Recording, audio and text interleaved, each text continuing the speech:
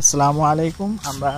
আমি নামাজ পড়ে বাসায় আসলাম। আসার পরে দেখি সাকিব ভাইয়ের ফোন। সাকিব ভাই বলল মুরগি খামার নাকি অসুস্থ হয়ে যেতেছে। আমি তাড়াতাড়ি ক্যামেরা নিয়ে চলে আসলাম আপনাদেরকে দেখানোর জন্য কি অসুস্থ হয়েছে। ভাই মুরগি বাহিরে কেন? ভাই যে দুপুরের দিকে খাবার বন্ধ রাখি, তারপরে যে সন্ধ্যার দিকে খাবার দিচ্ছি, আসরের সময় দেখি যে তাপমাত্রা কন্ট্রোলের বাইরে চলে গেছে খাবার খাওয়ার পরে।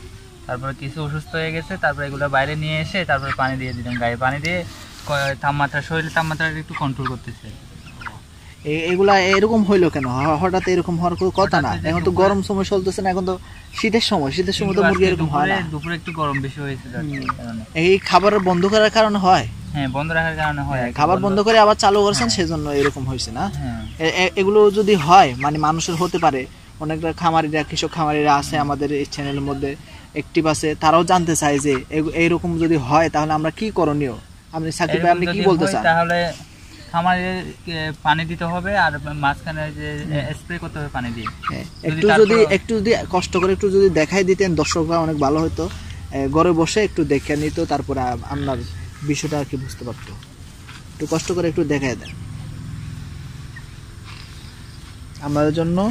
সাকিব ভাই কষ্ট করে পানি আনলো, আনার পরে মাথার উপর দিয়ে দেওয়া যাবে না, এই যে গায়ের মধ্যে দিতে হবে পানি। মাথার উপর দিয়ে দিলে মাথার উপর দিয়ে দেওয়া যাবে না। হ্যাঁ, অসুস্থ হয়ে যাবে মাথার উপর দিয়ে।